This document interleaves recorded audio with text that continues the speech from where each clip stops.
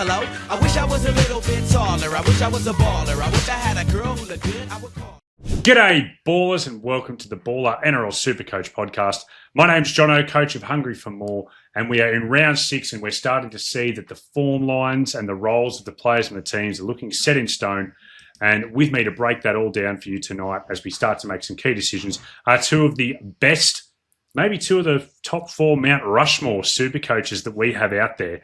First up, he's a man who is the self-proclaimed not only head of the Ballr podcasting arm, but also the self-proclaimed head of strategy. He is a 4-time in a row top 500 finisher, including number 23 last year. He's the coach of the Terrace crew. It's Matt Ricks. How are you, Matty? G'day, Jono. I'm good. Thank you, mate. Thank you for that lovely intro. Mount Rushmore, I like that. I'm not sure I'm anywhere near close to being on that. You're not. I just didn't want to exclude you because our next guest definitely is on the Mount Rushmore. Correct. I just felt a bit bad saying only one of them. You're not taking up the face on Rushmore. No, but Jono, I'll take. I'm a very happy camper this week. Pitched at the bottom of Mount Rushmore. I've got my 10 up, and I'm ready to climb. Chisel ready to carve your face in. I'm ready to climb. I'm a very proud non-owner of Reece Walsh, and captainer of Nathan Cleary from the weekend. So it didn't I kept Keanu Kinney, so it didn't quite work out. It wasn't the fairy tale ending to the week that I wanted, but it's still a very good score. And really pumped to be on and chatting our SuperCoach tonight. Matt, I do want to get to our very special guest next, but I just got to quickly say to you, I've been saving this for the pod, saving this for a face-to-face. I reckon Saturday night after the Reece Walsh debacle was the angriest I've ever been at you. You know how simple it was, where the anger came from? I still hadn't recovered from what happened. And then just sitting there, and then in our WhatsApp, our Ballr contributors WhatsApp group, this text comes through, Reece Walsh was 60% captain in the top 1%. And it just made me so angry. I was sitting there just going like, yeah, thanks, Matt, I know. Like, I don't need you pointing it out. Anyway, mate, I'm going to just bring myself down a level as I introduce our next special guest, because I was flattering to Matt before, but this man is definitely one of the GOATs of NRL SuperCoach. He's absolutely sitting there on that Mount Rushmore. He is a former winner and champion. You might know him as a catfish, but it is Wilfred. Thanks for joining us on the show, mate. Thanks for having me, boys. I know it's been a long time coming, but yeah, it's good to finally get on. But you know, it's funny when you compare me to putting me on the Mount Rushmore. I think just like Mount Rushmore, like it's part of ancient history, right? That's my role in SuperCoach these days. I know I am perhaps my relevance was a while back, but look, I still appreciate the invitation to the podcast for sure.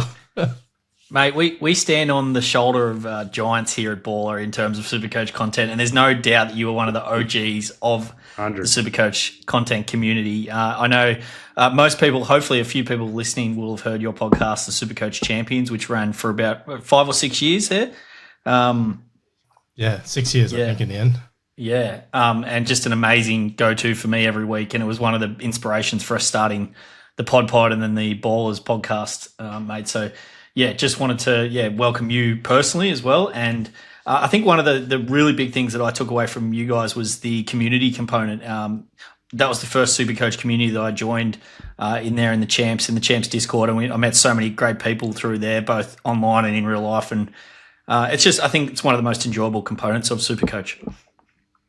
I definitely agree. Like, I think if you just played SuperCoach by yourself and you didn't have people to chat to, mates to obviously pay out, part of the fun is just trash talking your mates, right? Like, that is so much fun. And when you get a good community where you're not just talking to people in your WhatsApp group, like you can slag off 100 people at the same time because they all captain Reece Walsh, whatever. I know the wounds are fresh. I'm a fellow Walsh captainer from the weekend, so I know how you feel, Jono.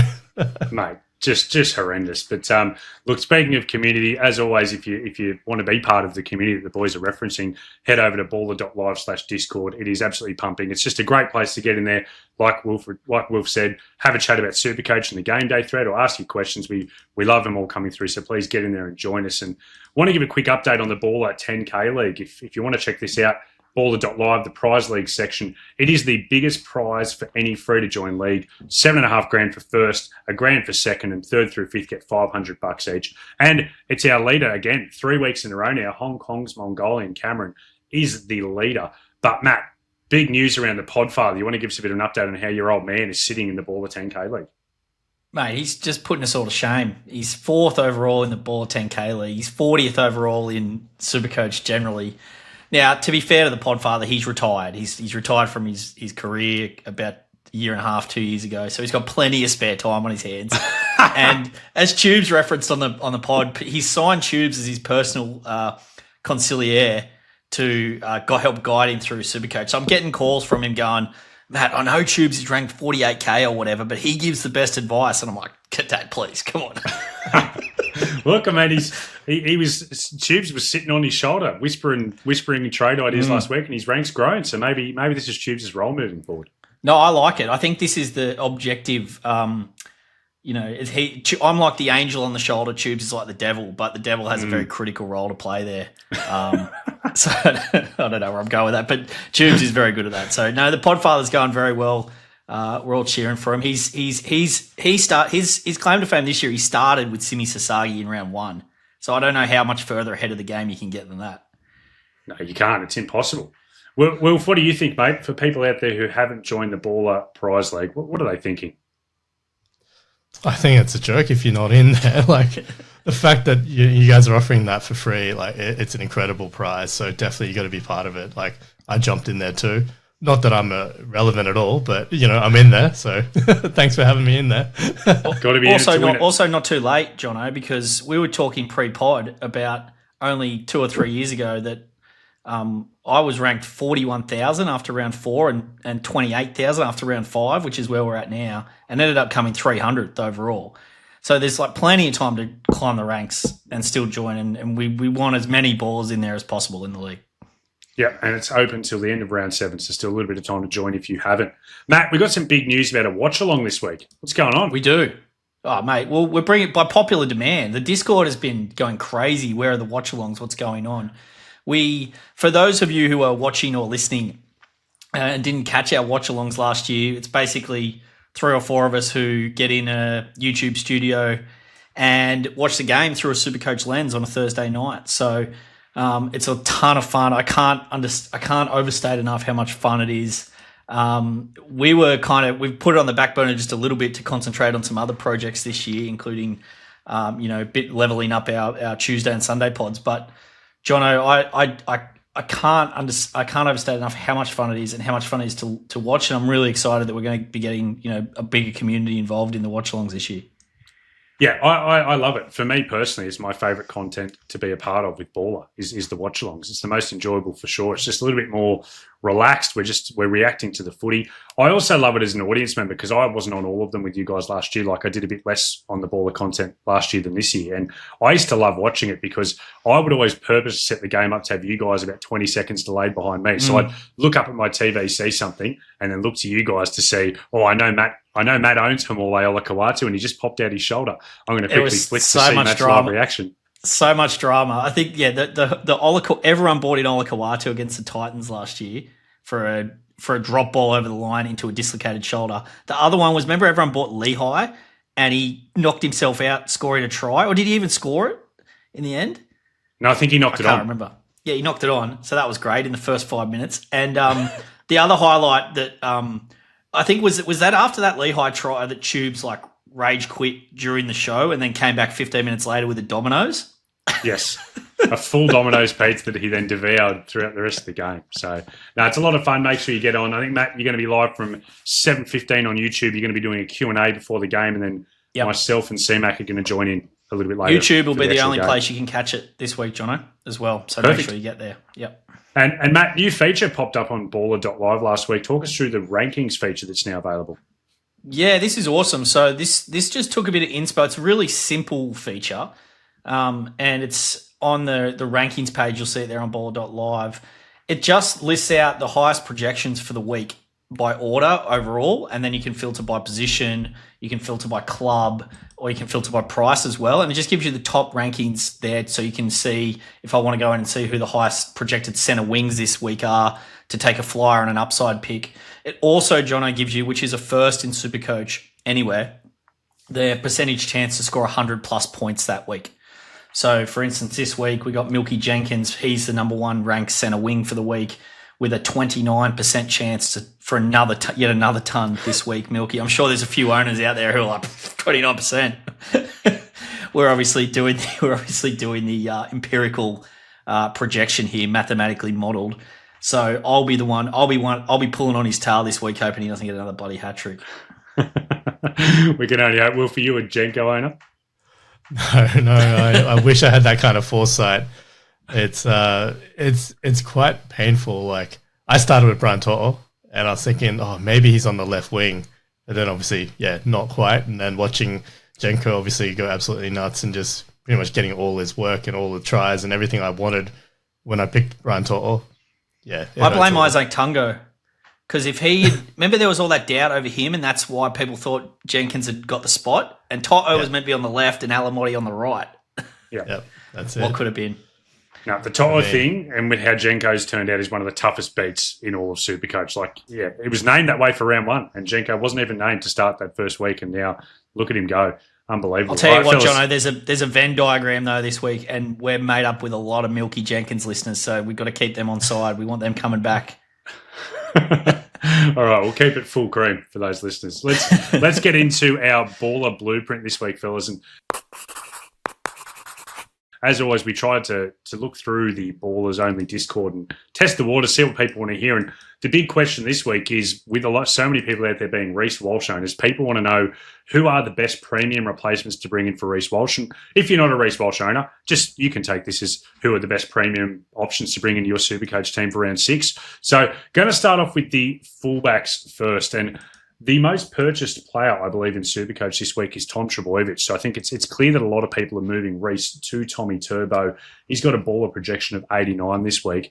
Wilf, what are your thoughts on Tommy Turbo? Are you an owner? And if not, are you looking to bring him in this week? So not an owner. I've currently got Walsh and Farlongo at fullback. And I am currently 50-50 between Tommy Turbo and another name that you're probably going to bring up, James Tedesco. So those two, I mean, it feels like it's back to 2021, right? Like, this is peak PVL season. Tommy Turbo, like, who could forget that year, especially if you didn't have him for most of the year like I did. But, yeah, I think it's appealing, right? It's, at the end of the day, it's just, the Seagulls look like they've turned a corner. I mean, Kieran Foran seems like the magical potion that's solved all the issues all of a sudden. Or let's be positive. Let's say it's Foz, not the departure of the other person. But I think aside from injury, which that was the only thing that hampered him last round, right? He was on his way probably to 100 plus, and unfortunately had his day cut short. So if you can stomach that potential injury risk that Tommy Turbo always carries, I think he's a fantastic option. I like obviously the matchup. I mean, you can't get really much better right now against the Dragons, but then following that up with a couple of other good games in the next 5 rounds, I think they're all pretty sweet. So yeah, I can't fault anyone jumping on Tommy Turbo. Matt, Wolf mentioned there about Manly potentially turning a corner. What about people who are out there listening, thinking about Tommy Turbo, who don't believe that Manly have turned a corner? Do you think Tommy's an option either way? Yeah, I think so. I think Wolf hit the nail on the head. Just he looks fit, and this is the best time to own Tommy when he hasn't got injured yet this season. So I think it was a head knock last week. I said it before round 1 that if you know Tom's fit, then it's a great time to own it, because as soon as he gets that first injury, he's kind of always carrying it a bit from then on. It is tough to bring him back in. Yeah, the runs there. If Manly have turned a corner, then it's amazing. If it's a bit of a dead cat bounce situation where they've just kind of got up for that one a week, and let's be honest, that's one of the worst NRL era displays by any team. I think I read a stat online that basically they had the worst line speed in the last 3 years, the Dolphins. Their pre-contact meters, that was the stat. Pre-contact meters was the highest in 3 years. Just means they weren't getting off their line, no effort in D. So combine that with the Foz bounce, and we got the 50-10 result. And it could have been, or 50-50, whatever it was, 50-18. It could have been 70-0, honestly. Like they weren't trying at the end to tackle. Like Burbo was running around them like statues. I'm sure we'll get to Burbo later on. I think Tom's a sensational purchase. I think we won't. No. We'll stick with Turbo then. Sensational purchase. $7.27. The price is even good. So, yeah. Well, if you mentioned James Tedesco, and he is the next one on our list to discuss, I think if it wasn't for that break even of 132, he would be a much bigger purchase play this week. I think there's a lot of people out there like myself who are waiting till next week to bring in James Tedesco when that break even potentially levels out a little bit and he drops a bit more cash. Wilf, is your thoughts around him just getting early? You kind of, with his history, you think he can get close to or even beat that break even and just get the jump? Yeah, I think a lot of it just revolves around the fact that, with SuperCoach, a lot of it, you can be really reactive, right? You can jump on after the big score. It's just whether or not you think you can get in that 1 week early and get the big 150 plus score. I'm not sure I'm not super confident in the Roosters. They still seem like they're figuring some stuff out, right? Which makes sense. They've changed up their spine, and yeah, it's going to take some time. I feel like Teddy, he still looks like himself. Maybe he's slowing a little bit more, but he's still demanding the ball. He is going to play the way he wants to play, and when he calls for the ball, he gets it most of the time. So, maybe the Sharks this week is not the best matchup, but then the following 5 weeks I think are pretty juicy. So to me, I think he's a really good option. I think between him and Turbo, I don't think you'll really go wrong, honestly. Yeah, I think also as well, Origin, people do start at this time, he's starting to think ahead to Origin, and Teddy does seem unlikely to be featuring that Origin team unless there are injuries, whereas Tommy is a big chance of featuring too, so worth keeping in mind. Matt, Scotty Drinkwater is one that a few people are talking about. What do you think of his, without the goal kicking, what do you think about his prospects as a top premium level replacement for Reece Walsh? I'm surprised that we talked about Scott Drinkwater before Cowboys superstar goal kicker Jake Clifford, Jono, to be honest. 92, 125 or something Jake has gone in the last 3 weeks. Who would have seen that coming? The leader of SuperCoach overall. Yeah, very well done jumping on there. How can this continue? Jake Clifford's a new player, yeah? He's just burst onto the scene. No, Tubes bought Drinky last week, and it looked like a masterstroke early, and then he just sort of faded out of the game a little bit towards the back end. Look, it's a pod move. I'd much prefer Turbo or Teddy as a medium-term purchase. I think you definitely want to be mixing your fullbacks around a little bit this season, but in saying that, it's not a 2 to 3 week play. You're looking at the 6 to 8 week plays with your fullbacks for the runs they're going on. Cowboys have the big advantage of not having to buy until round 15. So Drinkwater fits that category really well. He's going to play those key rounds 12 and 13 before you can probably have to move him on. I'm just a bit worried. There was a lot of chat pre-season about the fullbacks losing their ceilings with these new try assist interpretations without the sweep. Drinky is obviously super creative and has got a few try assists anyway this season and a couple of tries as well. But I do think he is negatively affected. Like, Drinky is a ceiling guy. Like, you want to have Drinky for these 180 games that he can produce. I'm just not sure we're going to see that as much, or the probability of that happening isn't quite as high this year. I think it's a pod play that could work out, but I'd probably, on the balance of probability, steer away from Drinky and go with one of those other guys. All right, well, the last one on the list with the fullbacks is Dylan Edwards, who I think people are talking about him just as a way of getting into this hot Panthers backline. They're struggling to front up for Milky Jenkins, so he is a potential one, to go down from Reece Walsh too. I noticed this year his base plus power had been in the low 40s over their first few games of the year, but really bounced back in the weekend with a 61 in base plus power. What do you think of Dylan Edwards as an option, Will? I struggle with Edwards as a SuperCoach option because I think on paper he's got it all, right? Like, someone who takes that many runs and he's that involved and obviously plays for a fantastic team as in the Panthers. Like, he's always a good option, but for some reason, and I get sucked in almost every year, right? I owned him last year and the year before, and every time I pick him up, he's never disappointing, but he never really hits the ceilings that you want. And I think as long as Nathan Cleary's in that team, Edwards never really will. So I do think if Edwards, let's say Cleary doesn't goal kick, like Edwards just shoots up the board, because that base is suddenly, 60 points per game before he gets any attacking stats, right? It's just amazing when he gets that floor. But Edwards does have the big games in him, but it's just never as likely as some of the other guys. And I think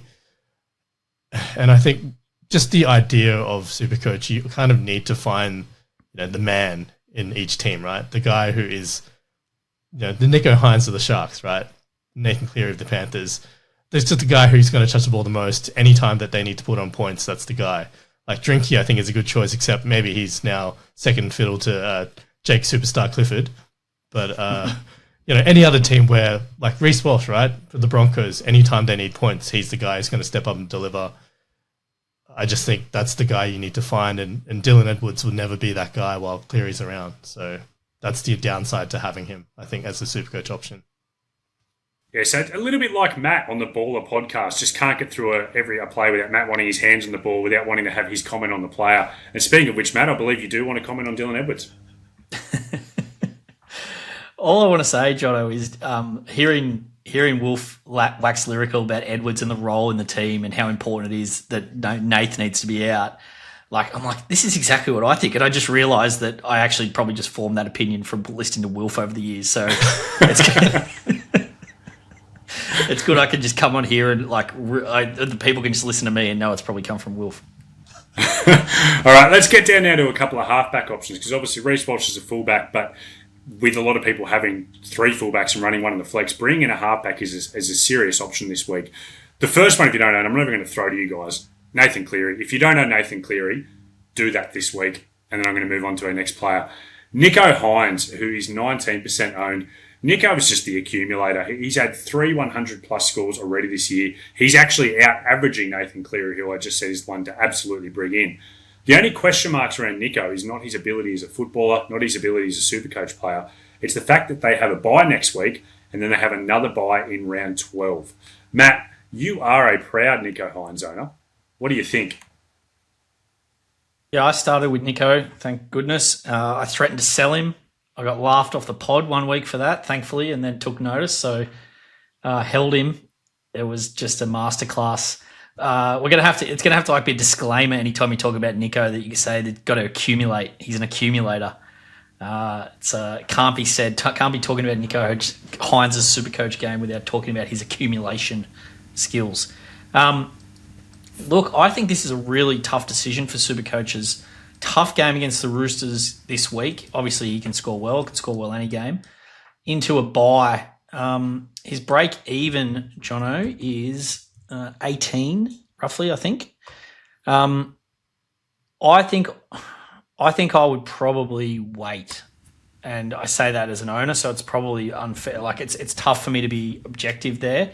But just thinking about this from you're just not going to want that buy next week. I think you can just take the hit there. Hopefully it doesn't go too big. It might cost you 50K, but you've already got to stump up 800K anyway. It's tricky for Nico because they've got a really nice run rounds 8 to 11, but then another buy. So that means if you buy him this week, you've got one game, then 2 buys in the next 6. So I just think that's a very tricky spot, and it's just going to take a little bit of management. I don't have the right answer there yet on a Tuesday night. Well, Matt's given us absolutely no answers there. He's basically ended with saying, I don't know. Do you have any clarity on the Nico Hines situation? I think I was just going to bounce off one of the Matt's points there where he highlighted just the 2 buys coming up over the next stretch of games. I think when you're making that call, if you're trying to decide between Nico and, if it's between Cleary and Nico, I think we're all on the same page. Just get Cleary. But if it's Nico and Adam Dewey or Jen Campbell or whoever else that you're thinking about at halfback, you've got to ask the question over the next couple of weeks, including the buys. Do you think Nico's going to outscore whoever you're going to bring in? Plus, who else you might roll out for those rounds where Nico's not available. If you do think he's still going to outscore it with the price he's at, the break even, then you may have to just stump up and get him this week. But if not, then I think that's where you can genuinely look at someone cheaper and we probably go into some of those names there. But that's the only, I guess, maybe the tiebreaker, the way I'd look at it in terms of trying to work out who you might want to, if you're really torn on who you're going to get in this week. Mate, I think the break-even's a great point because it's a break-even of 18. So if you don't get Nico this week, if he comes out and goes 120 plus again, he's gone. You can't bring him in for round 8 if that was your plan. So I think that's a really good point. Matt, the last couple of kind of pod options that people might look to bring in that halfback spot, Adam Dewey and Jaden Campbell. Could you make a strong case for either of those guys to come into a team as a third premium halfback and a flex position? No, I don't think either of those are flex options currently. I do think both will be options later. I'm not adverse to having a halfback in the flex at the moment. I thought Dewey looked very, very hampered yesterday in that game. He was running out very wide where we were hoping with Luai that he'd sort of get full control. It was more Madden running the show, which was very interesting to see. And you saw even for the try, Dewey was basically out at centre, where he picked up that ball off KPP for that try. So that was a bit strange. That's not a role that I really want without the goal kicking. The price is still okay. He's priced at 674, that's basically priced at about a 72 average, which I think is what we could probably expect around that mark, but I wouldn't be much higher than that. If I'd be surprised if he averages much higher over a stretch without the goal kicking. So I'm just a little bit worried about that groin injury and how hampered he is by it. Fizz assures me via the Magic Sponge podcast that it's not too bad, that groin. But yeah, I didn't like the role yesterday. JC looks good. I think I'd prefer JC over Dewey, but again, Josh Hannay, new coach, their attack just hasn't clicked at all yet. They're really struggling, and I think I can't remember. I think it might have been Tubes, Jono, on the Snap talked about Jaden Campbell in this more structured attack, where they're playing is just that's not really his go. It's much better for him for it to be more sort of front footy, playing a bit more fast and loose for JC to really show his best. I think we will see some huge scores from JC. Is it yet? I'd be concerned about that. Very nice matchup this week though. All right, I want to jump down to some centre wing potential replacements for Reece Walsh. Again, this would be using your flex spot. I am not normally a believer in using a flex position for the centre wing. And Matt, I know you're the king of strategy around here, so you like to tell us. But my thinking around a potential strategy would be a 1 week play at a centre wing coming into that flex position, and then next week moving them up into the actual centre wing spot for a cheapie who's maybe dropped or has made the cash that you want, and then bringing in James Tedesco into that flex position. That's how I'm personally going to play it. One of the guys we're going to talk about now is going to come into my team this week. So I think it's a very valid strategy. First of all, let's talk about the two Panthers boys using the Ballr player comparison tool over at baller.live. Tom Jenkins, a.k.a. Full Cream Milk, the Milkman, and Casey McLean, the boom left centre inside him. We got Tommy Jenkins has now scored 12 tries in 5 games. He's got a base plus power average of 44, but it has been higher the last 2 weeks. Then we got Casey McLean, who had a monster score on the weekend, but can be a little bit inconsistent. He had 2 scores below 50 already this year, as well as 2 above 100. Base plus power tends to sit in that high 30s, low 40s range. Also potentially an origin risk. Wilf, if you were a non-owner of both those guys, who do you think you'd look to get in, especially when you're considering price? Firstly, I think Casey McLean is having an absolutely monster season. Like, he is so bloody good for 19 years old. I definitely think he's Rob Toyer came from nowhere last year, right? To play at Origin. Like, that could be Casey McLean this year. So I think just from that, I would probably have to say I'd lean more Jenko. And I guess this is, again, ancient history, but I'm getting some serious Semi-Radradra vibes from 2015 for Jenko. Like, if back then we kind of laughed at the idea of a winger who would just keep scoring tries nonstop and just, break SuperCoach. And that was Semi that year, right? Like, I refused to believe, and it cost me. And I just think, like, that was Semi playing for the Eels, right? They were decent. They were, better than they are now, but they're not the Panthers, and the Panthers are just. I mean, could you imagine just at some point the Panthers just go, look, let's just break the try scoring record for Jenko and put him over for like 45 tries this season? Like, it could happen, right? Like, I wouldn't be shocked if that actually did end up happening this year. So, yeah, I kind of think as wild as the price tag is, he might actually be worth it. Matt, what do you think? Just want to say on Casey, yes, I think he could play Origin. He's in Terrell's position. They might fit him in maybe on the bench or something. So in the 19, that wouldn't shock at all. The Panthers do buy in the Origin week, so 12 and 15. So if he isn't starting, you would expect him to back up in those weeks. So he won't miss anything away from their buys. That's one thing. Jenko, I just want to say, so far this season, he's scored 37.5% of the Panthers' total tries, 12 out of 32, which, look, I'm not saying he's going to stop scoring tries because obviously I don't think he is, but those numbers are unsustainable, I think, and that is now priced in. So he's priced 872K. That's a 94 average based off this week's magic number.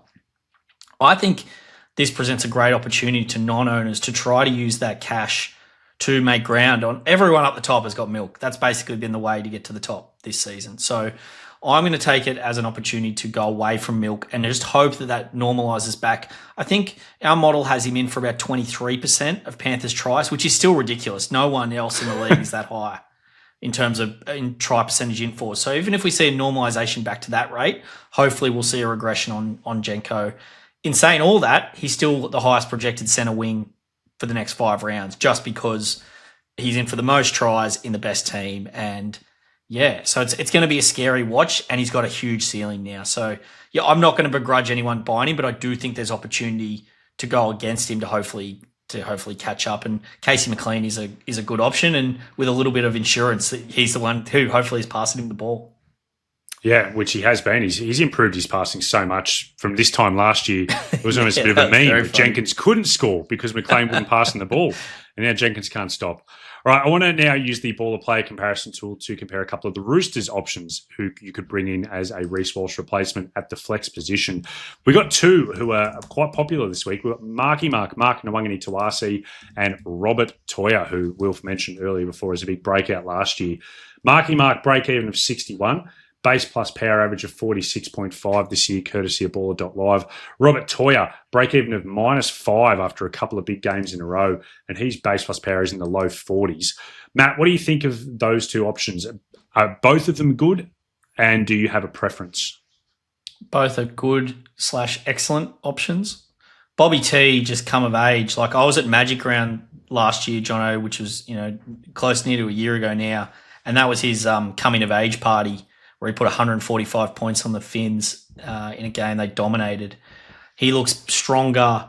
I think the game's set up better for him now, which I think is actually hurting Teddy a bit on that right side. Teddy's got a bit of traffic to weave through between Cherry and Bobby T to get the ball to mark now. So I think I wouldn't be surprised at all to see Toya. He's the urgent one. If you want Toya before Origin, you have to get him this week.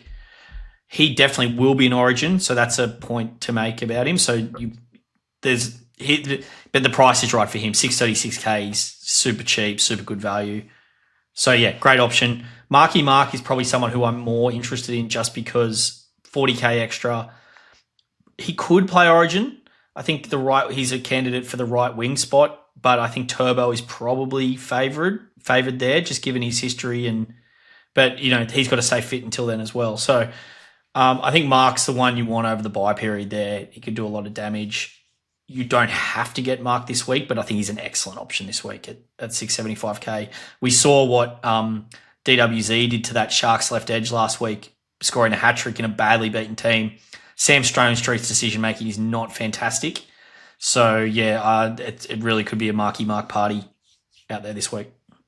Well, I can say Mark is the man I'm bringing in as a Reece Walsh replacement this week. I think that Baller projection, he's currently projected an 80.4 through Baller, and I think that's reflected as well about that edge he's going up against at the Sharks. So I like it, Matty. All right, fellas, that brings to a close our Ballr Blueprint for this week. Hopefully that helps people with their Reece Walsh and general premium decision-making heading into round 6.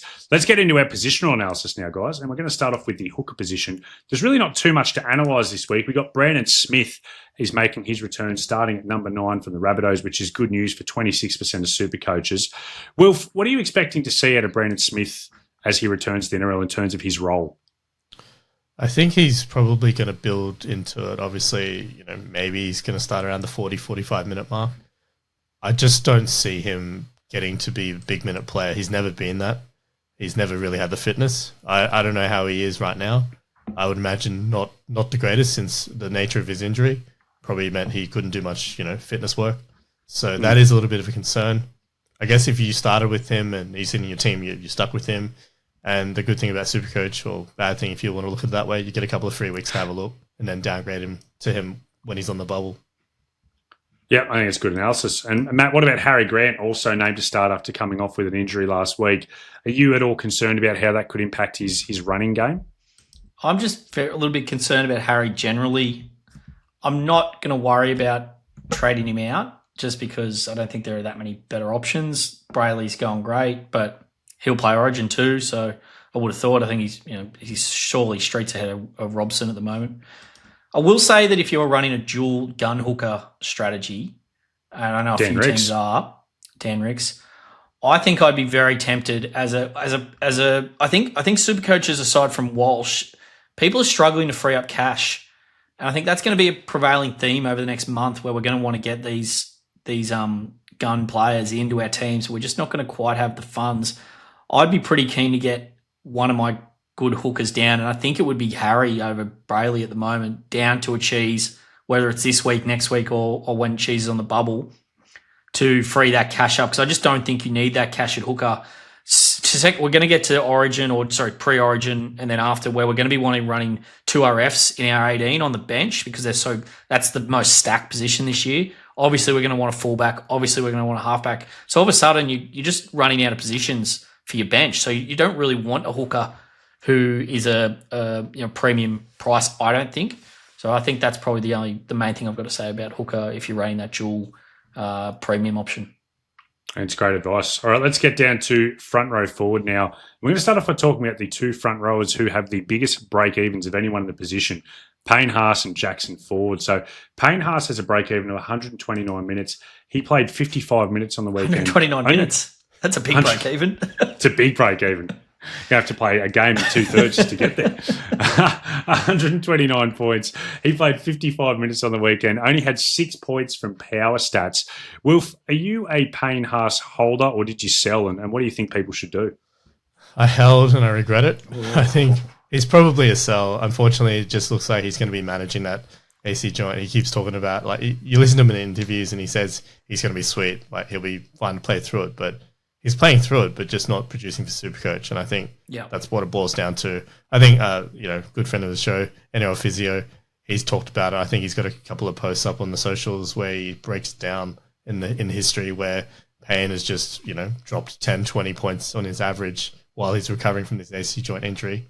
So that is my concern here. Look, you probably could just hold, everyone's probably making so much cash that you can afford the cash drop on Payne if you just hold him through to.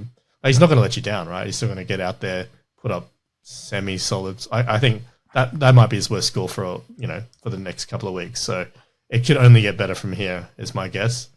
Yep. So you could hold, but I kind of wish I just sold. Matt, I want to hear your impartial thoughts on Jackson Ford. I know when we had that decision to make, you and I both did sell Payne Haas a couple of weeks ago. You went to Isaiah Papali'i, which is who I wish I went to, but I went to Jackson Ford. Now staring down the barrel of 115 break even. He's had 260 scores on the dot the last 2 weeks, playing still good minutes. But I don't know, I'm a little bit worried watching him play. I feel like his form hasn't been as good. He's starting to make a few careless errors at different times in the games. His runs are lacking a little bit of vigour. It seems to be just a man kind of churning through the work as opposed to a man making an impact. And that impacts his power stats. What do you think that me and all the other Ford owners do? Should we be more patient, or should we look to downgrade him to a very viable option that we're going to talk about soon? I'm going to try and be a little bit prophetic's not the right word, but profound here, Jono, with this. Sure. The thing that when we look back at SuperCoach stats, I think the number one determinative factor on scores that never gets spoken about when we're using revisionism on players is, did the team win the game? Now, when the Warriors were winning their first 3, Jackson Ford, he was in career best form. He's powering over for tries, running off short balls off Mitch Barnett. They run into a couple of tougher games where they get smashed, first by the Tigers by 18 points and then by the Sharks. they were horrific on the weekend, the Warriors. That could have easily been 60-6, that game. Like, Braden Trindle got more Dally M votes than Nico Hines in that game. Like, what is going on? Braden was a debacle. Nico was unbelievable. Honestly, I cannot fathom this award. If it had any credibility left, it's gone. Anyway, the Warriors, when they're losing games, this is what you're going to get from Ford. He's a 0.9 point per minute man, and he's not going to get any power. He's all base.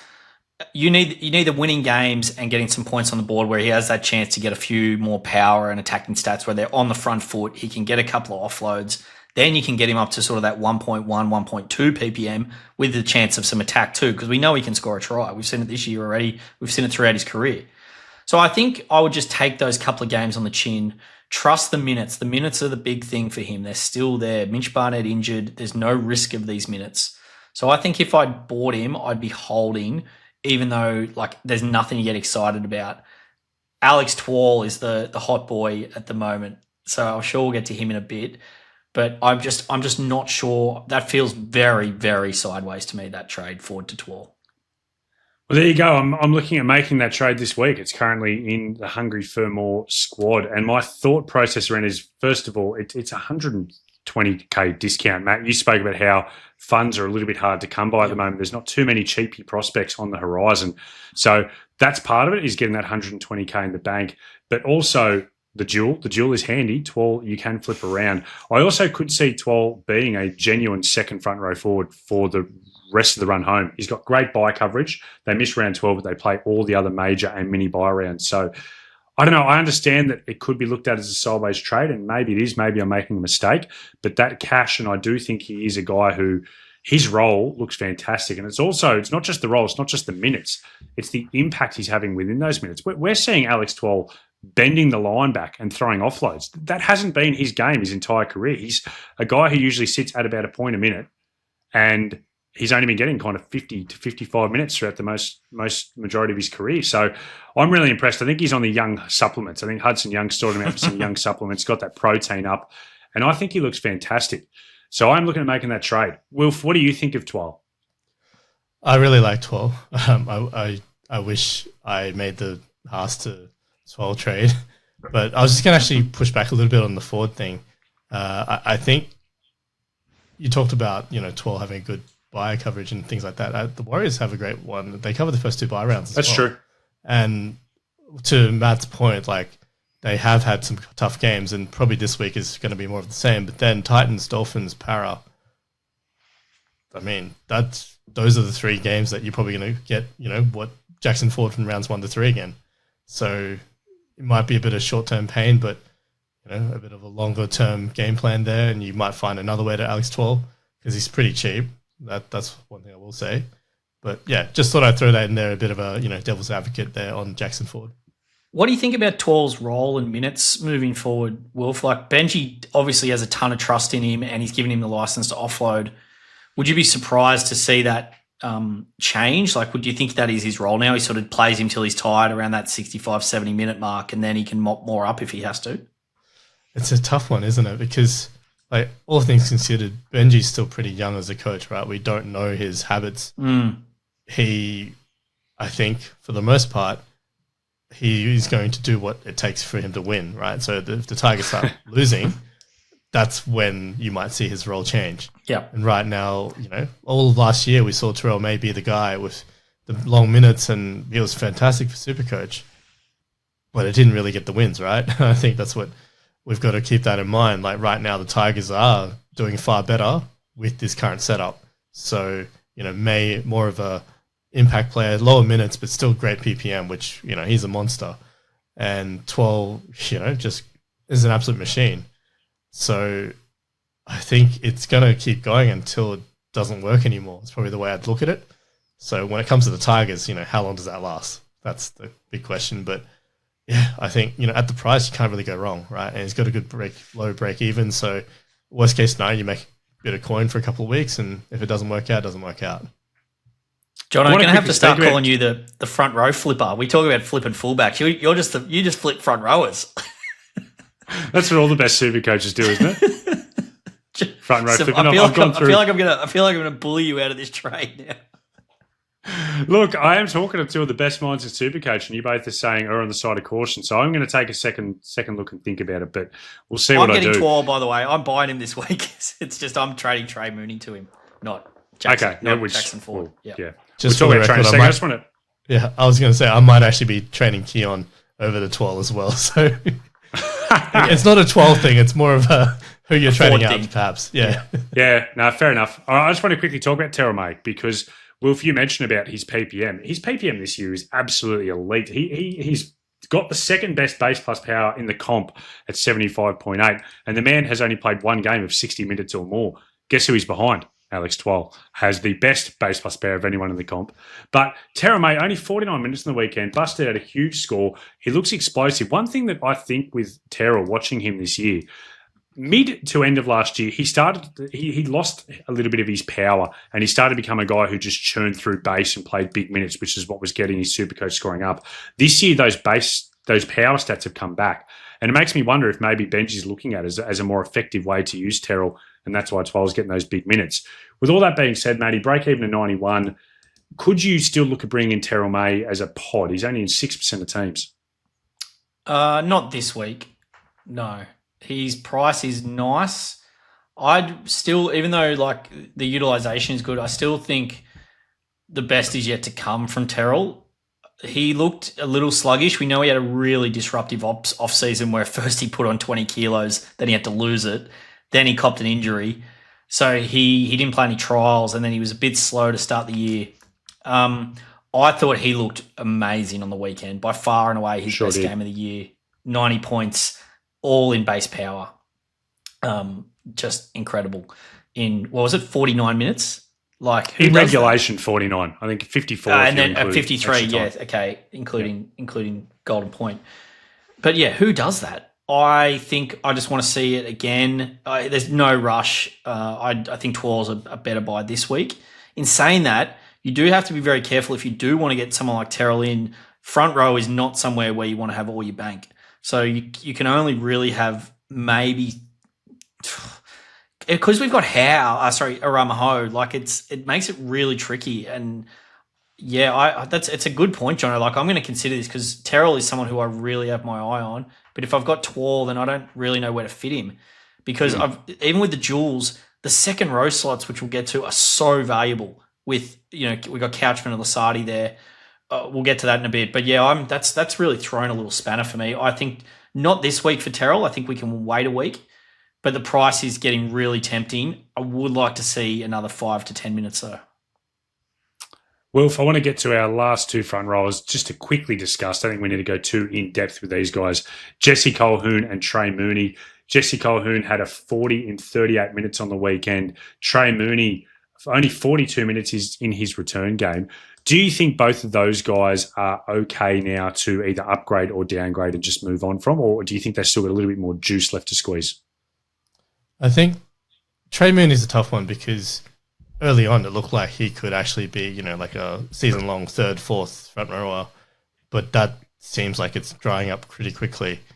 And again, looking at how the Knights look really good, and they won. So I think that's the thing with Mooney. Like if that trend keeps going, like it's gonna result in him not. Why would he have to get more minutes? Like it's not working for them to play him for longer minutes there. So I do think with that higher break even, yeah, probably he's a good option to upgrade. Like I think Mooney to Twal would be a great trade if you can make that work. So again, Matt ahead of the curve there as always. And I think Colquhoun, like I haven't checked on McInnes's recovery where he's at. I don't know if you've got any updates on that one there, but that would probably be my biggest. Like I guess until that break even really evens out where he's probably priced at his. He's not going to make any more money effectively. That's when I think Colquhoun definitely needs to go. But it's pretty close to it already. Matty, Colquhoun and McInnes's return about round 8? Is that when it was last kind of updated? Yeah, that's when it flagged. I just think Colquhoun's a sell every week, so I'm not changing that. He's just an easy one to move on from if you've got you either want to downgrade or upgrade. I think he's an easy move on. All right, let's get down to a very interesting position, second row forward. And I'm going to start off with a few of these pods who are at decent price tags and look set to go on some big runs. First up, Homole Olakau'atu, who has a break-even of only 30s, 676K. Geez, Matt, he was looking very impressive in that game last week. Do you think that's a case of what you were talking about earlier about the Finns, just their line speed not up to task? Or do you think that Olakau'atu, under a new coach, is ready to turn a corner and put some effort in? Olakau'atu, I heard Tubes talk about that he's not one of his boys on the pod. I hate giving general advice about Homole Olakau'atu because I feel like he's one of the guys who can just put so much egg on your face. I actually told someone to trade him out last week in the Discord, and I don't know if they did or not, but hopefully not. I felt like I'm still very, very concerned about no Cherry there for him. Like Fogarty, the games are just not going to be like that every week. He made 6 tackles on the weekend. It's glorious for a 2RF. Like, how does that happen? Yeah, look, I was expecting to log in and see him a little bit cheaper than 676K, to be honest. The price is fine. Is it a ton of value?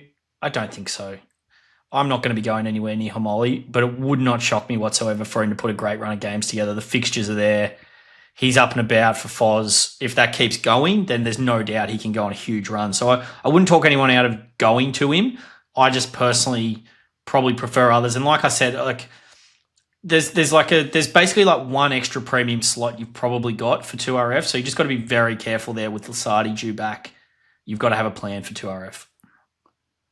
Wilf, want to pick your brain on Kai Pearce-Paul, a.k.a. KPP. He has had 3 tries and 2 assists this year. His base plus power is excellent, sitting inside the mid-60s. We knew he could do that at Newcastle, but it does look like the old Adam O'Brien handcuffs. He's broken out of them. He's offloading. He's setting up tries. What do you think of him as an option at nearly 700K? I think he's a fantastic pod option, honestly. He just looked so good on the weekend. And maybe, we haven't seen any consistency from him. That could just be his best game of the year, easily. And we don't see it again. But he looks like a different player this year. And, it's probably the AOB handcuffs, as you alluded to. Maybe it's just him having another season, he's more used to NRL. That could be it as well. So I think he's a great option. I definitely do. It's just, how many Tigers players do you really want in your team, right? That's the concern. If you're getting Twal, you're getting KPP, Terrell May. Yeah, that's the only concern I would have. Matt, I know one that your 2 brothers are very closely eyeing off. In fact, one of them has said he's going to bring him into his team this week. It's Tallis Duncan, who's 550K, break even of 32. He had an average of 74.2 in his 10 80-minute games in the back row last year. Must be worth adding as well, that was mainly on the left edge, whereas this year it looks like he's more likely to play on the right. You had a bit of a quote that you dug up about Tallis from Wayne Bennett. What do you have to say about Tallis Duncan? Yeah, just that Wayne they realised that he needed to start and get him more ball. I watched him very closely in the game against the Tigers a few weeks ago, which was his first starting game. He scored 43 in 80 minutes. Really got starved of the ball. Wayne then said after the game on the weekend that they're keen to get him more ball, and he thought they did that today. The price is the key thing here for Tallis. He's just so well priced. Do I think he's as good an option as KPP? No. KPP's base power 74.5, and he's getting attack. Doesn't get better than that for a 2RF option.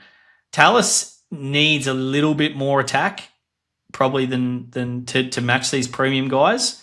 Will he get it on the right? I don't know, John. I'd probably defer to you there as our Souths man. Look, I think he's the best line runner in the NRL of any back rower. I know that might be a biased opinion as a South fan, but I've been watching him very carefully for half of last season and all of this season. He's unbelievable at it. And I think that they did make a point of getting him hitting those short balls on the weekend. I'd rather him be on the left. Absolutely. I think the right is not going to be the target point as much for Souths. I think that Jamie Humphries, his halfback inside him, is not the most creative of halfbacks. I think Cody Walker would be a much better person to maximise his potential, and we saw that a little bit last year.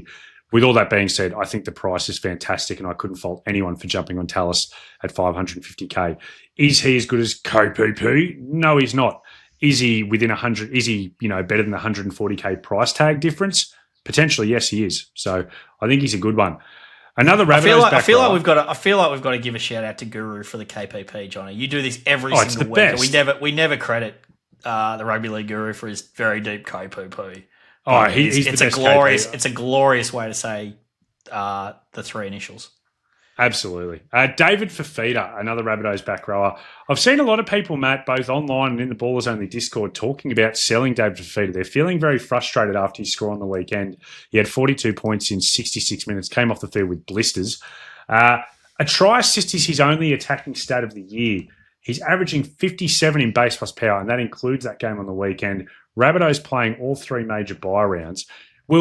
I think it's crazy to sell David Fafita or even consider selling David Fafita. Maybe that's a little bit too strong. Where do you sit on this? Yeah, I think if Dave Fafita is the biggest issue in your team, then you must be going really bloody well.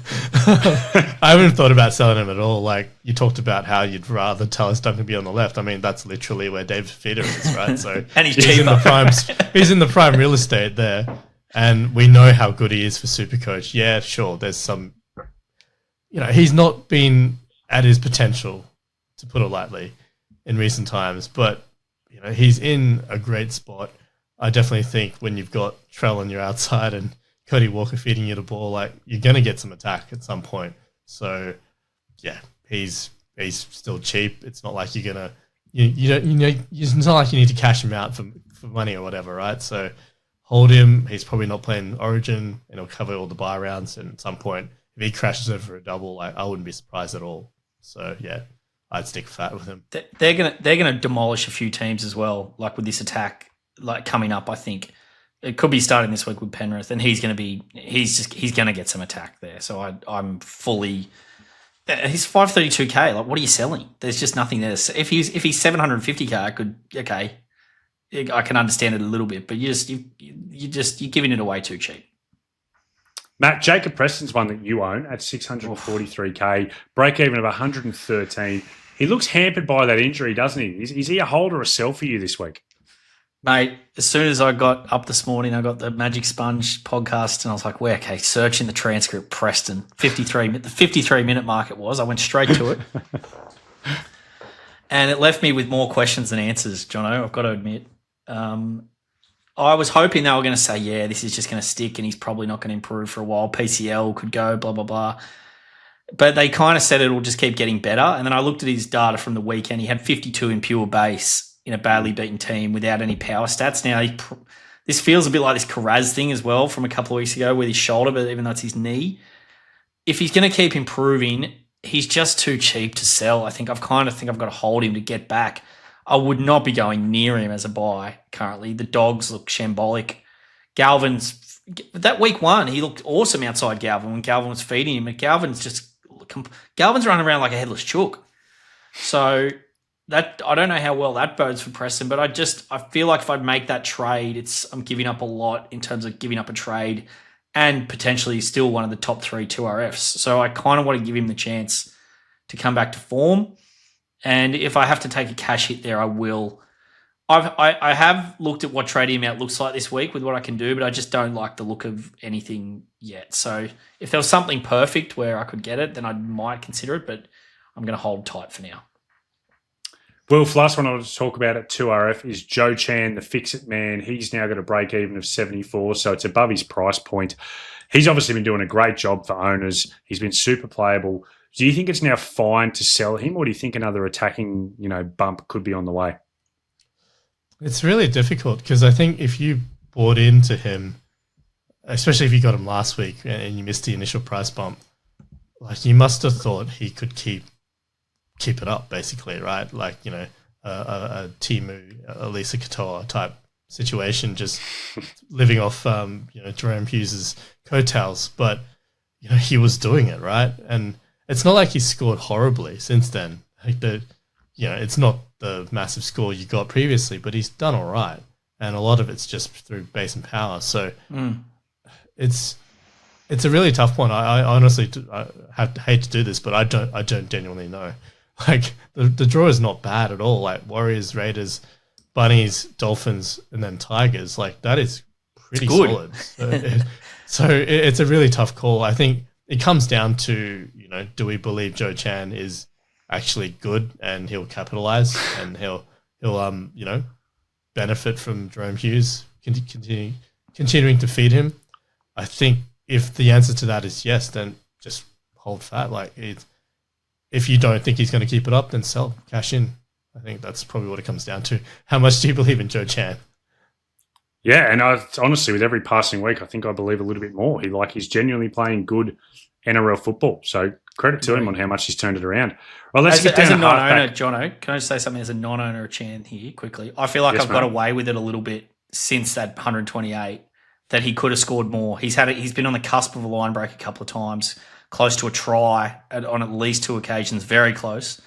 So I feel like I didn't buy it. Like, I resisted the temptation to buy him after that 128, and it's obviously worked out well, I think, even though he's made still a bucket load of cash.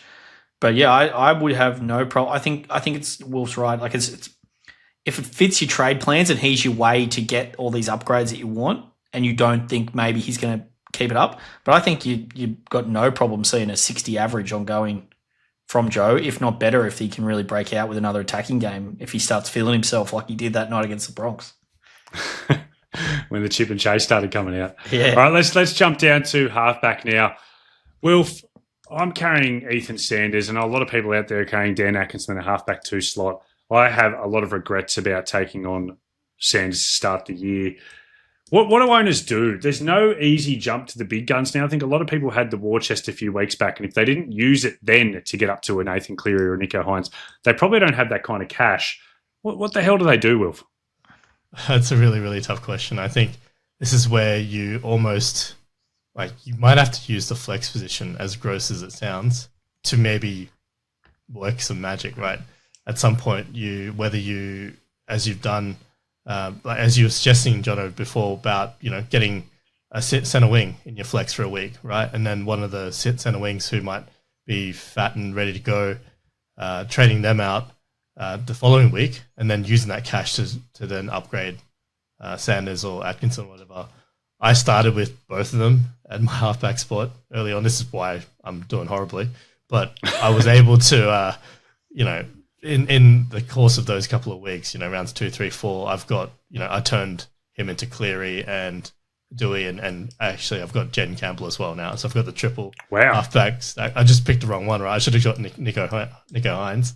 But I think it was a good move because it meant I didn't have to stare at Ethan Sanders or Atco in my halfback spot anymore. So maybe this is where you have to sacrifice a Payne Haas or something like that, downgrade to just free up the cash, because they are just going to be, consistently a problem. So moving on is a great idea.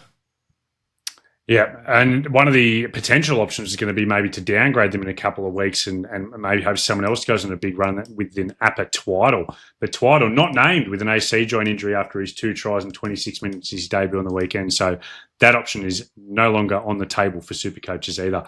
Matt, Tanner Boyd, you've had a big soft spot for the Boyd Leavers and how well they've done to bring in Tanner this year. Is it time to sell now with his break-even of 117? Metcalf is gone with a hamstring strain, so we might get back to a bit of Tanner ball, or do you think it's just over? Yeah, I don't really buy into the Metcalf being out narrative that really helps Tanner a ton. I just think, Tanner's going to get some more good scores. He's the leader of that. He's got the role, like Wilf mentioned at the start of the pod. He's kind of the man running the show there this year, and it's great. Would I sell Tanner now? Probably. In saying that, we talked about the pitfalls of getting Nicho. What's his BE, Jono? Sorry, I've just lost the sheet there. 117. Yeah, look, I'd be very tempted to cash in whatever the sort of route is there. Tanner's got a big base of evidence to suggest that he's not always going to be a relevant Supercoach player. He's obviously ridden a wave here. I do feel a bit sorry for people who bought him in the last couple of weeks to do so. I just question how sustainable that's going to be. In saying that, he's shown a lot more capability for big scores and he's got the right role. The Warriors have got some friendly games coming up, so he could definitely get it done. I think he's less of a problem than Sanders and Atkinson, put it that way. Yeah. All right. Let's jump down now to 5'8", where Jonah Pezzett, who is one of the most owned people in all of SuperCoach, he's got a hamstring injury. It looks like it's going to be 4 to 6 weeks per the Parramatta Eels injury report. Matt, I know that your initial plan is just to hold him and not stress out. Do you want to just explain to people your thinking around why you're doing that? Yeah, well, I mean, there's no one to buy unless you want to go to Josh Pupley. Obviously, he's probably going to start making money now. Yongi's 6 to 8 weeks out, I think. So yep. She should get a good stretch in that role. I mean, if they don't turn it around, though, like, I don't know how long this Apatweedle is that, am I saying that right, Jono? Apatweedle. My God, what a I'd never heard of this bloke. You know, I even after he scored those 2 tries, I still hadn't heard of him. I didn't know who he was or where he'd come from. Just a bolt of lightning. I wouldn't be shocked to see him come in and play fullback if they lose a couple more games. I'm a little bit worried. That's what he'd been playing in Cup. A little bit worried about Joe Ash's job security. The thinking, Jono, is I don't want to waste any trades. Peasant's not worth anything. He can just sit there.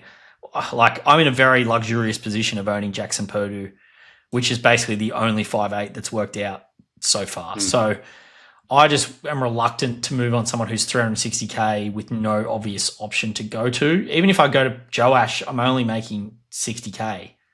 So it's not doing anything for me. So it's actually a relief that Jonah's out for a little while because he's not going to be an AE nightmare.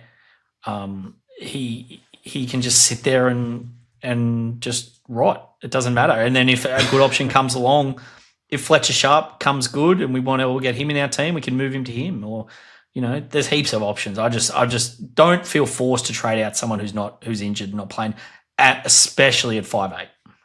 Yeah, and Joe Ash, you mentioned, Matt, you alluded last week's show that his base plus power might be a concern when he doesn't get the big attack. We saw him get an assist on the weekend and only get 48 because he only had 32 in base plus power. So that was a good call. And Jackson Purdue, man, he just keeps getting it done. 4 tries, 4 assists this year. His base plus power average is nothing to, jump off the page and knock you out. But he just keeps getting attacking stats. So a massive well done to everyone who jumped on him. What have you done at 5'8", Wilf? Just cry, mostly. I've got Cody Walker. I go to 5'8" to cry.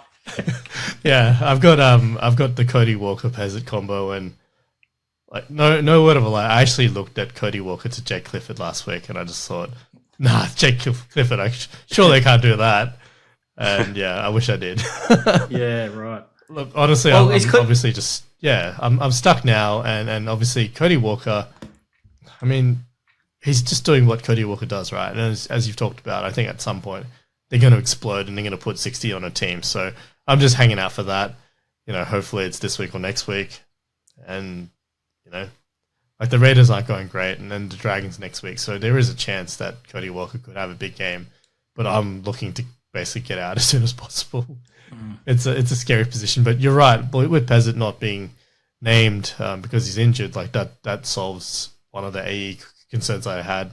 And also the expected price drops. Yeah. I was expecting that he was going to drop soon. So, yeah, in a way, I'm just going to sit tight, just keep riding Cody for a bit and just hope for – I still have a lot of confidence in Fletcher Sharp. I think he'll come good. I'm just waiting for that price to drop a little bit. And then, yeah, if Cody can give me 1 or 2 big games, I think that'll be a pretty close to a straight swap. So I'll be keen for that. It's super exciting for the Knights. Like once they get Brown and Ponga back, and you got Sharp at Sharp at 5'8", it's kind of like we got a very quick sneak preview in Vegas of what that can look like for Sharp. And if we can get a few more price drops, I mean, he'll be highly owned. But that's exciting for the NRL if we can see that come back to fruition. All right, fellas, let's jump down to the centre wing position. We're going to have to breeze through this one a little bit, but Wilson De Courcy is just – that's all right, mate. I'll talk to you off air about this. But no, Wilson De Courcy just wanted to stick on your little black book. Bradman Best gone for 4 to 6 weeks. Big watch, so let's hope that he turns into a great cheapie that we can start to downgrade to soon. One that people are bringing this week is Falatino Tavana from the West Tigers, who has a break-even of negative 26. He's the most purchased centre wing so far this round. Base plus power of 30 throughout his 2 games and has scored tries in both. Wilf, what do you think of this Tavana? Is he a legitimate option or is he a bit of a trap with Stafford Toa and May lurking? Yeah, I think there's some shades of trap, but I think people are just desperate for downgrade options, right? So they figure if he is only going to be around for 1 or 2 weeks, then if he's got a negative 26 break even, at least he'll make some cash that way, and then you can move him on later. Yeah, I think it's going to be it's not going to be a great pick, but if you just need to downgrade, he's probably you can never play him, can you? No, not at all. Not at all. No, not with any kind of confidence. Two cheapies who had some good news this week is Moses Leo and Setu 2, both named on the wing. Setu 2 comes back in courtesy of a Gutho hamstring injury and a David Farley suspension. Moses Leo's just earned his way back into that team. Matt, I know there are a lot of people out there who planned on upgrading Setu 2 this week and holding Moses Leo pending him being named. But now that 2's back in the team, who do you have as the number one sell out of those two guys? I think Leo this week, even though I said, was it last week I went on, I can't remember, about the virtues of potentially holding Leo and some good outcomes for him. Another thing I picked up off Wilf, the outcomes and the probability, chatting about the range of outcomes and variables that can exist within SuperCoach. It's not one thing is going to happen. Look, left wingers have been catching a bit of a cold for the Storm, so I don't particularly love Leo on the left wing.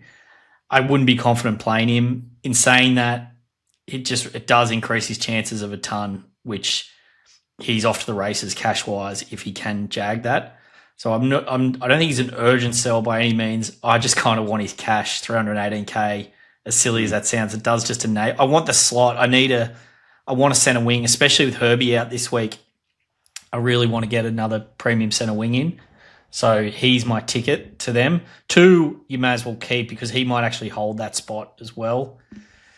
I don't know. I don't know the answer to this one yet.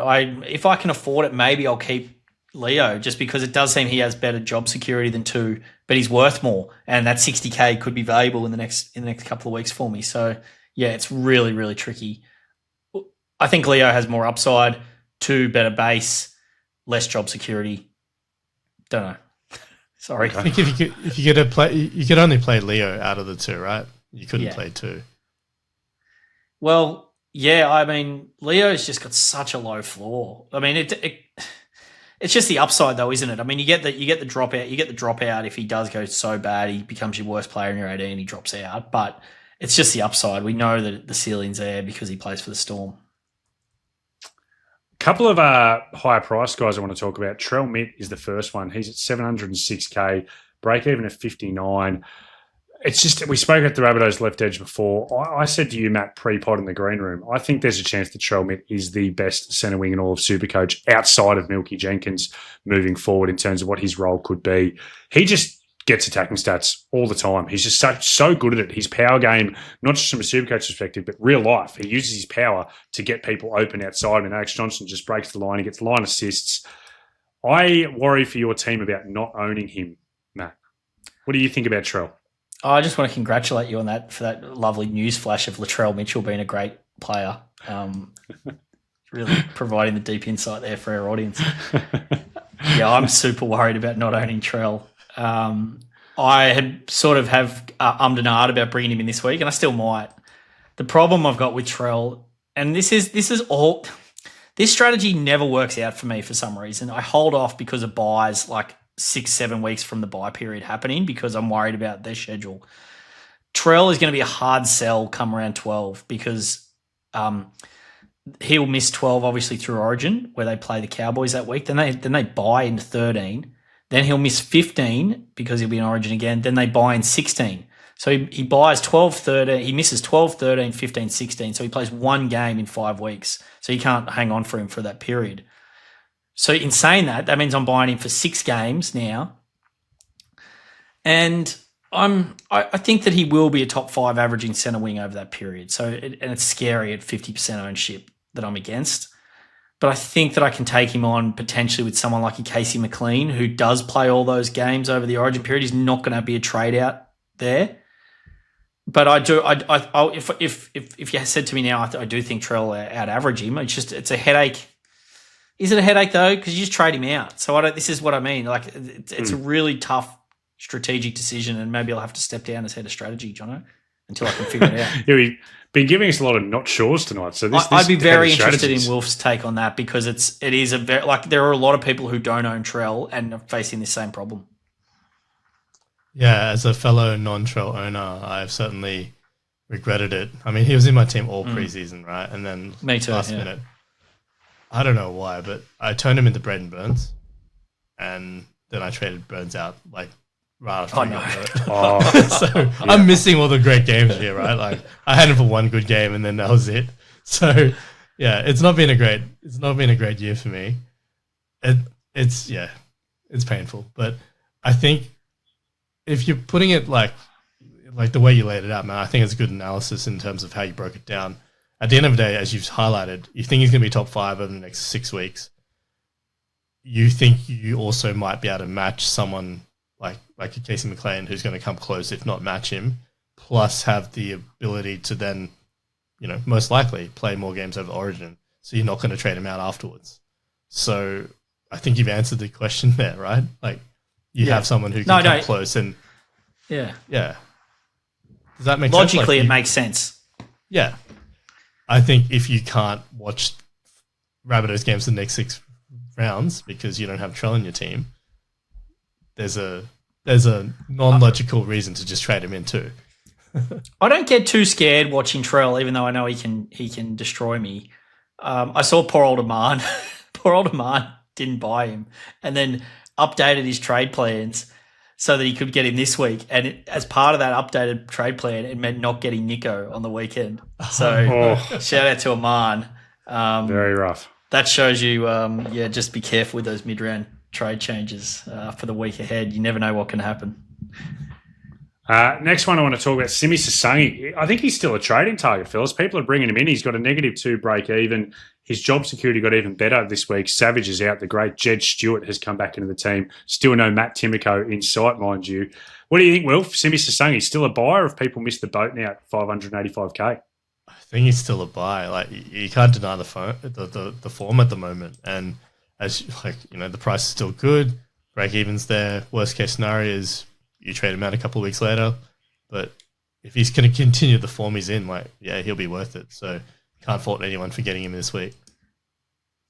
Just quickly, Jesse Arthurs. I think he's another one to chuck on that little black book. Big team news today with him being named fullback at the Broncos. Reece Walsh obviously gone for looks to be at least 6 weeks. He's only played 1 game so far this year, so you can definitely watch him and see how that role looks. But historically, 2 games in the NRL at fullback for an average of 46.5, and that comes courtesy of Bomber 23 in the Ballers Only Discord. Couple of big price tag guys who people are looking at sells, fellas, Val Holmes and Jacob Kiraz. Val Holmes had a shocking game on the weekend. Obviously, the Dragons got completely run over. He's not getting a lot of high-quality ball. He doesn't look great when he does. Matty, what are you thinking? You're a non-Val Holmes owner. Break even 120. Would you be losing patience if you owned, or do you think he's going to turn it around? Give me the hard ones, Jono. This is another very hard one. Can I just say no to Jesse Arthurs first? That's much easier. Don't buy Jesse Arthurs. So can you answer the player I did ask you about, not the player I didn't? It's such a hard one. I do think that Val probably comes good, but the problem with Val is he's going to leak a ton of cash. And if he doesn't come good, then you've got no points and no money to show for it. So it's very, very risky when there are some amazing options to move him to. I don't know that those options are definitely safer than Val. Like he needs, obviously the goal kicking is a big part of why you get Val. They scored no tries on the weekend, so he couldn't convert any. They got no attack. The score is not good, don't get me wrong, and you expect a lot more from that. But once again, it's the outcome of the match that is the determinative factor of Val's score. They lost 32-0. They're obviously not a good side.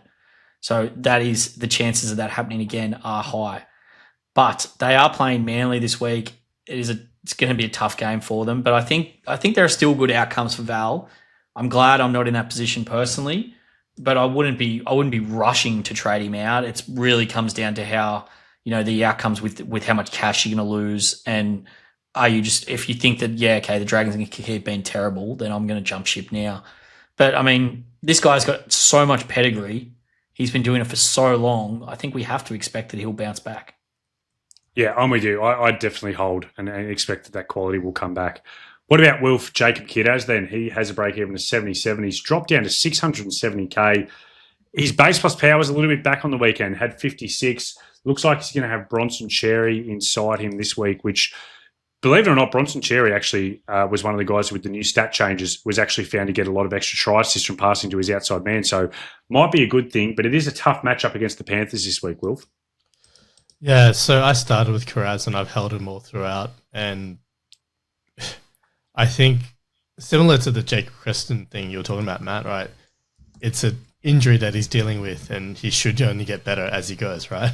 That's the rationale. I know NRL Physio has mentioned a number of times that it could just be simpler just to get rid of him, so you don't have to worry about potential re-aggravations and things like that. So the problem for me is that he's lost so much cash already, and chances are he's going to lose more. So I feel like you should have gotten rid of him a few weeks ago. I sold him last week, Wilf. Like yeah, I just, call. yeah. That's a good call. I think at this stage with the price that he's at, it might be a little bit too late. Maybe you can still get out. Like 670 is not super cheap, but also like I'd hate the idea of selling Jake Carraz to say a Simi Sasangi and only getting 85 like less. You're not going to get enough cash back, right? He's basically priced fairly now for his output, I would say, Wilf, with his injury. Yeah, no, that's a good way of breaking it down there. So I think I'm just going to hold and hope he's going to get a good game. I'm not expecting many points this week. Obviously, he'll just get through his usual work, and hopefully some better games on the horizon there. Yeah, and hope the Dogs can turn a bit of a corner with their attack as well. It's also funny because Wilf, the second you sell him, like he's at that point where if he drops a little bit more, he's going to become a massive trade-in target for people who haven't owned. So it's that really tricky thing of like, as you're starting to look at selling, other people are starting to look at bringing him in. So it's a very tough one. I think I'd hold and stay patient. Last positional analysis is only a quick one because we went through a lot of the best options up in our Reece Walsh chat. But fullback, I just want to quickly talk, Wilf, about Keanu Kinney. He has a break-even of 69. You could call him one of the biggest disappointments of the year in SuperCoach, which is harsh because he's not averaging too badly. It's just the expectations were so high this year. He's got this matchup against the Eels this year. What do you think, Wilf? One last chance for Keanu Kinney? I think if you've held him to this point, I would give him that one last game against the Eels. Like, I know the Eels played a little bit better on the weekend, but they've still not been a great team for the majority of the season. So, I mean, it's the same with the Titans. But, yeah, I feel like he looked really good in patches. And then I looked at his score in SuperCoach. I'm like, how is he on such a low score? So I was surprised. I thought he was scoring better than he actually went. But, yeah I'd give him one last chance. It's tough because you also do want, there's such good fullback options this week, right? So that is the conundrum. If you can get up to a Turbo or a Teddy or any of the other names we talked about, if you've got the trade spare and you don't have to work on other areas of your team, then I would probably do that. If you've got bigger flyers to put up, put out instead, Kenny can sit there for another week. All right, that brings out our positional analysis to a close, and now we're going to get into a bit of captaincy chat and sit starts. This is all brought to you by the Ballr Team Builder. Get in there over at ballr.live and select your plays for the most accurate projected scores in all of SuperCoach. Fellas, I want to hear your thoughts on some VC and C options, and I think the big one in the first game of the round, Nathan Cleary going up against the Bulldogs, who, like we spoke about, have not been good. He has the highest baller projection of the round at 94.4. Wilf, he's clearly at worst a VC option, right? Yeah. I think just keep it simple in this one. The way he's playing, the way the Panthers are going, lock him in for the VC. Matt, what do you think about if we are locking in Nathan Cleary as a VC option, who do you think are some of the best captaincy options in the games that follow? Cleary, yes, VC or C every week. Can't go off Cleary no matter who they play. This is mental, this form that Penrith are in, and I still feel like he still can't get the 150, but it can't be far away. Sorry, John, what was your question? Best captaincy options outside of Cleary, mate. Right, so we're locking him in at VC, yes, okay. Look, I ideally don't want a captain Turbo because it just, you never feel safe with the C on Turbo. I learned a very hard lesson on that last year against Parramatta in round 3, I think, where he got injured. That was very dumb by me. You took an injury into the game. But anyway, he's fit. It's hard to get away from Turbo against the Dragons, though. He's got the second highest ball projection. I'm leveraging, utilising the SuperCoach rankings page on baller.live here to look at this now.